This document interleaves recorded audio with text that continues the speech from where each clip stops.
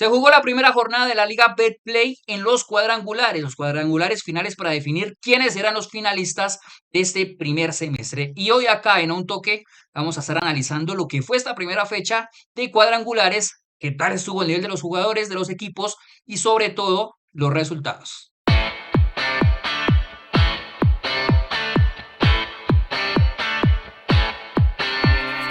Bueno, Diego, de entrada tengo que preguntarle cómo vio el nivel de los cuadrangulares de esta primera jornada en las fechas finales, para saber quién es el primer finalista o los finalistas de este primer semestre.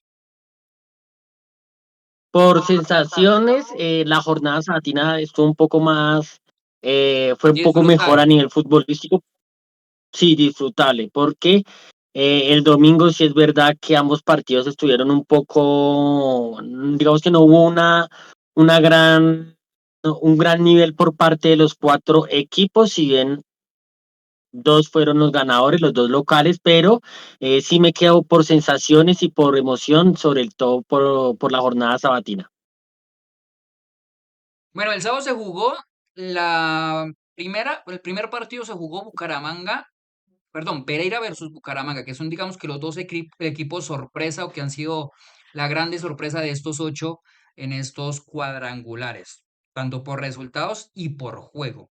Lo que yo tengo que decir, Diego, es que Leonel Álvarez junto a Guimarães ha sido el técnico que mejor ha entendido las características de Carlos Darwin Quintero. En este partido, Diego, hubo, digamos que un condicionante y fue el tema climático. El partido llovió Sí. mucho ese día en el partido, previo al partido y también durante el partido, y entonces hubo zonas del campo que pues estaban con bastante problemas en cuanto a lluvias. Eso obviamente complicaba mucho el juego del Deportivo Pereira porque sabemos que es un juego en el que buscan tener mucho más protagonismo, en el que buscan sobre todo las interacciones de algunos jugadores como Carlos Darwin, como Ibargüen, inclusive el mismo Gil, que se mueve entre la banda y el centro. Pero en términos generales, a mí en lo personal me gustó el partido del Pereira, porque uno veía a Carlos Darwin por el centro bajando a recibir la pelota a la altura de los dos volantes de contención, a Ibargüen partiendo a veces de la izquierda al centro y del centro a la derecha o de la derecha a la punta, alternando Gil entre la banda derecha y el centro, inclusive en muchas ocasiones la punta. O sea, es un equipo tan bien trabajado y tan buena sincronía con algunas sociedades que ya tiene bien trabajadas el equipo, que para mí es el equipo que más disfruto de este fútbol profesional colombiano. Detrás de cámaras, digo, estábamos hablando sobre una columna que se retuiteó por la liga que acaba de ganar el Real Madrid, ¿no? Carlo Ancelotti. Y mencionábamos que lo que pasa hoy en muchas, o lo que se observa en muchas ocasiones en periodistas jóvenes, actuales, es que quieren como esquematizar tanto el fútbol del equipo que prevalecen tanto los sistemas tácticos por encima de las características del jugador. Y en esa columna, digamos que Ancelotti mencionaba en su libro Mi árbol de Navidad, que en sus inicios él cometió ese error.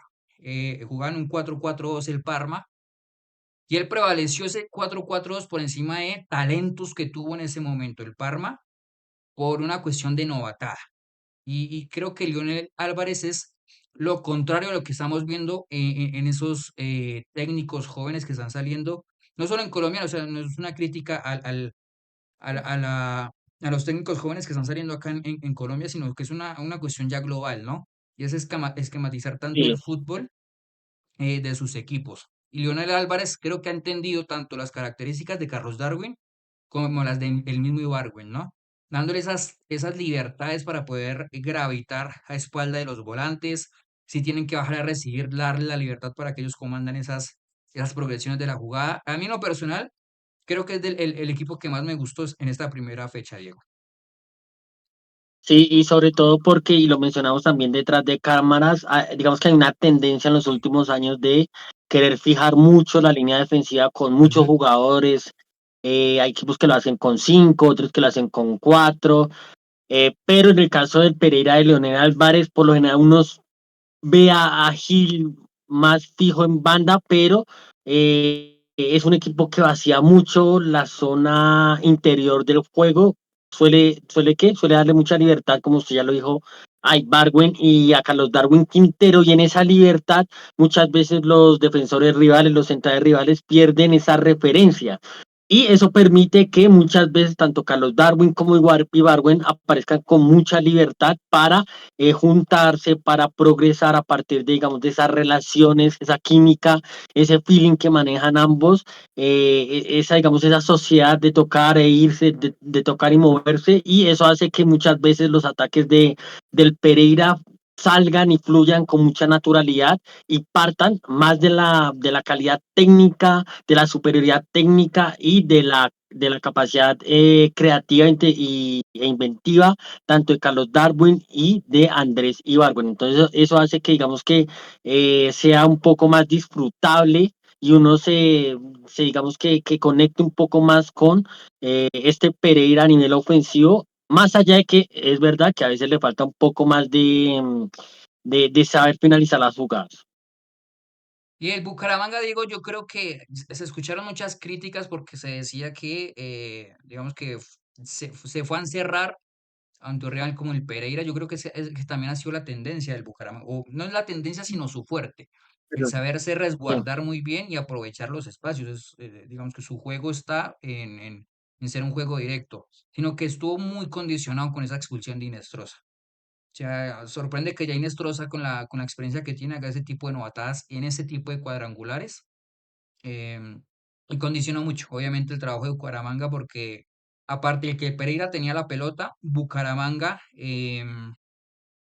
no tuvo, sobre todo en el primer tiempo, no tuvo alternativas para poder atacar. Ya al final, en el segundo tiempo, digamos que ya por una cuestión anímica, intentó buscar el empate, que en algunos momentos complicó al Pereira, pero sí que es cierto que el Pereira estuvo mucho más sólido en cuanto a su juego, inclusive teniendo un condicionante, como ya lo mencionamos, que fue el tema climático. El otro partido, Diego, del día sabatino fue el del Junior versus Millonarios. Yo tengo que decir que más allá del resultado, que fue un 2-1, para mí fue un baile del Junior a Millonarios. Hay que decir, hubo dos bajas importantes de Millonarios, que fueron McAllister y Cataño. Pero es lo que hemos mencionado, Diego, durante todo el semestre.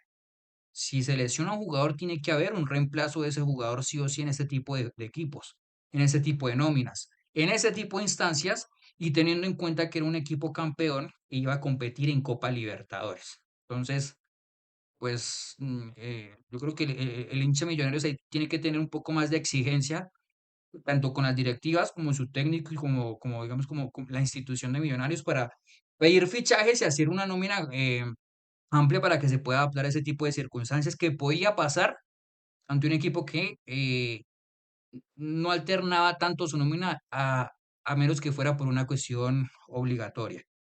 El primer tiempo de Junior, hay que decir que hubo cambios, ¿no, Diego? No estuvo sí. Caicedo, jugó Chara en esa posición.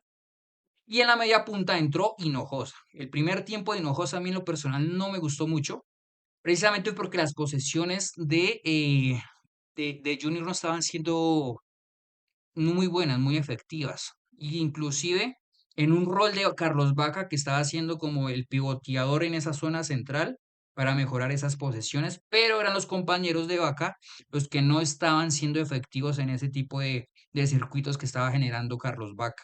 Y obviamente ahí también estuvo Hinojosa en ese primer tiempo que no estuvo muy lúcido. Ya en el segundo sí me gustó más, teniendo unas interacciones de mucha más calidad, encontrando, digamos que alternativas de juego que normalmente Chará no suele darlas.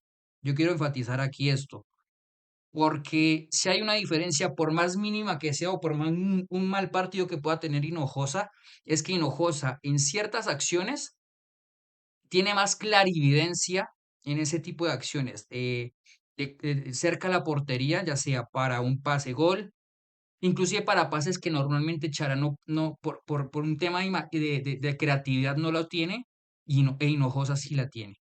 Yo creo que Junior crece más en el juego con un Hinojosa en esa posición y Chará en otro tipo de posición, en otro tipo de rol.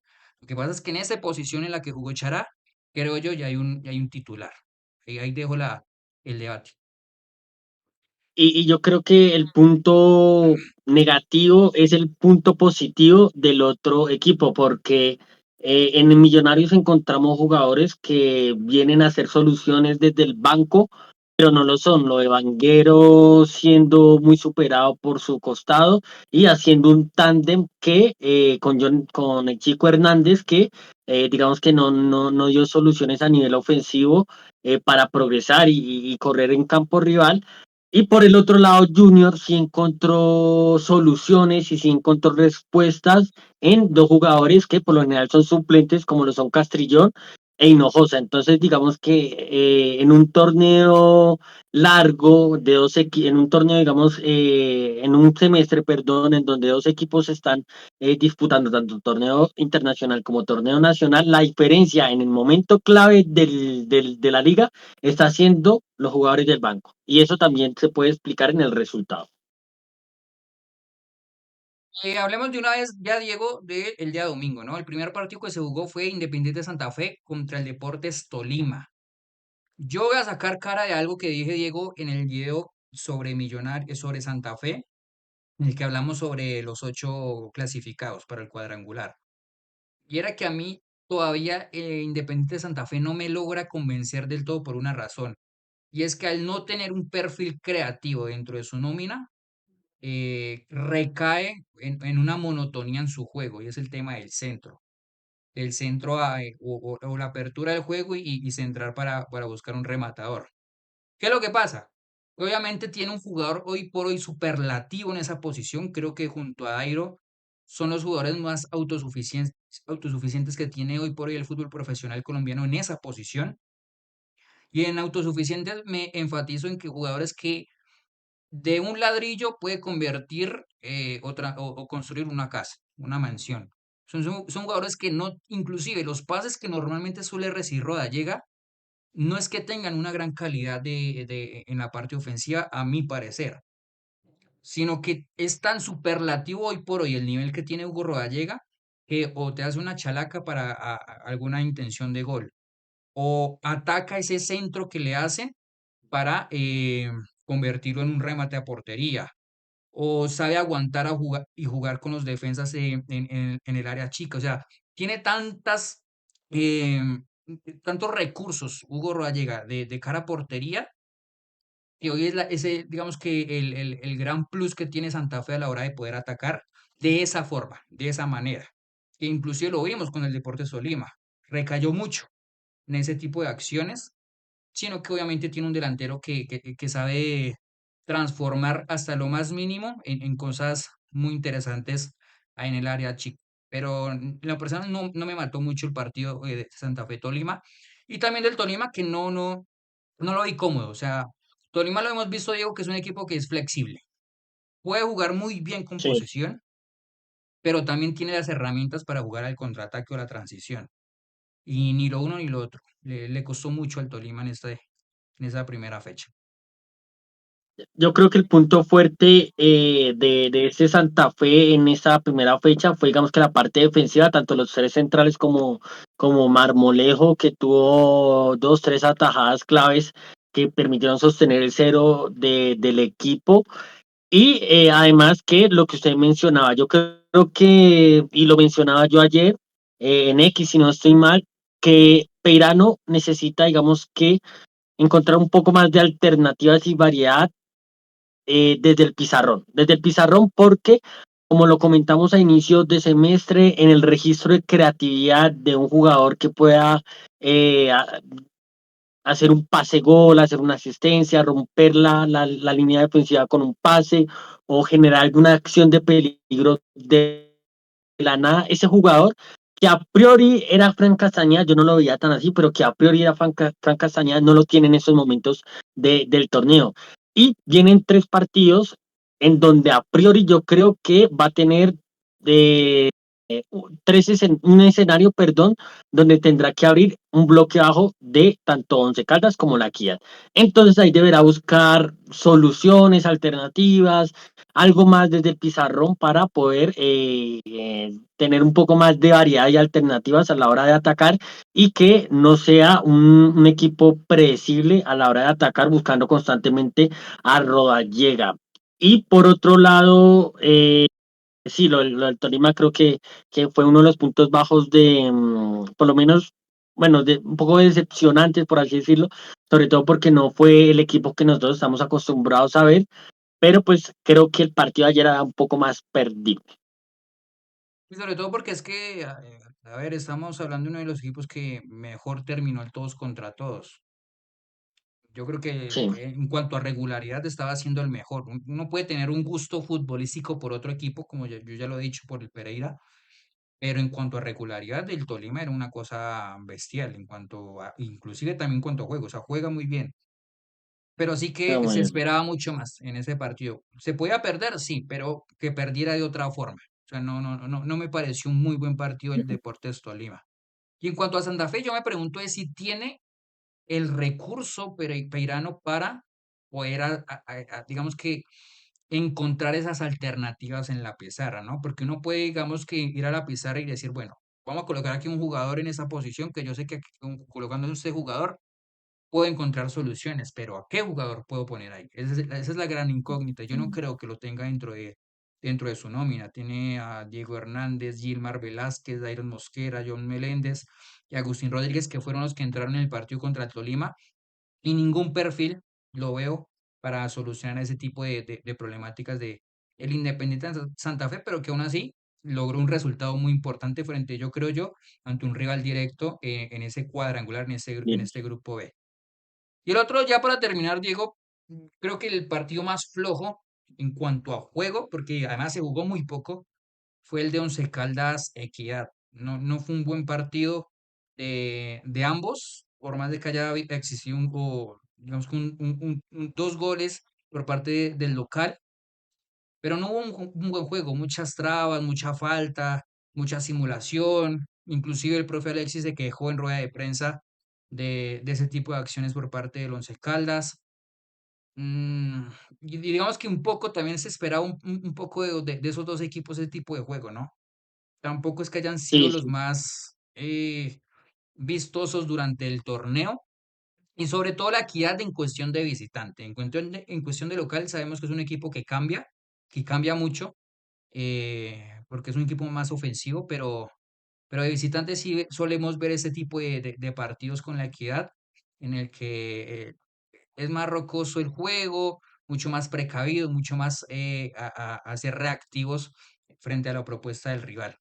No tengo más para agregar a ese partido, no me gustó, estuvo muy flojo. Y, y sobre todo que digamos que cuando es visitante suele apoyarse mucho en esas transiciones y en esos contragolpes en la figura de Kevin Viveros, porque es un jugador que Ujú. complica bastante durante todo el semestre, complicó demasiado durante todo el semestre a todas las defensas rivales por su explosividad, por su carrocería, por sus características físicas y muchas veces le permitió a la Equidad avanzar en campo contrario, posicionarse en campo contrario y hacer daño por esos duelos que tenía frente a los centrales rivales, pero en este caso no pudo hacerlo.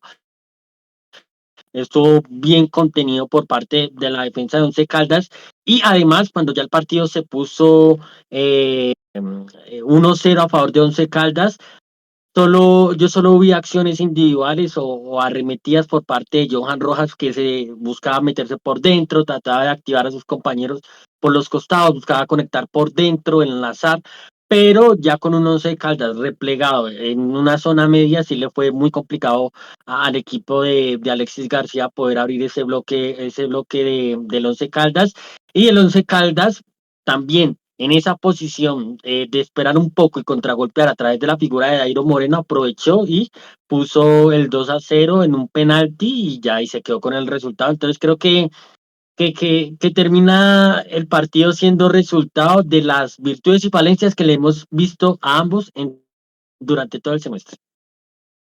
Próxima fecha se juega el grupo A, el sábado 11 de mayo, Atlético Bucaramanga versus Junior. Y Millonarios recibe a un equipo duro, recibe al Deportivo Pereira.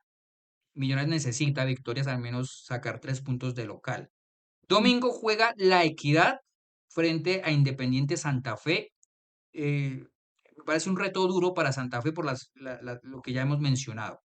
Y el Deportes Tolima necesita sacar puntos de local frente al Once Caldas. Sería la jornada número 2 de estos cuadrangulares y este es el análisis de la primera fecha, la primera jornada de los cuadrangulares.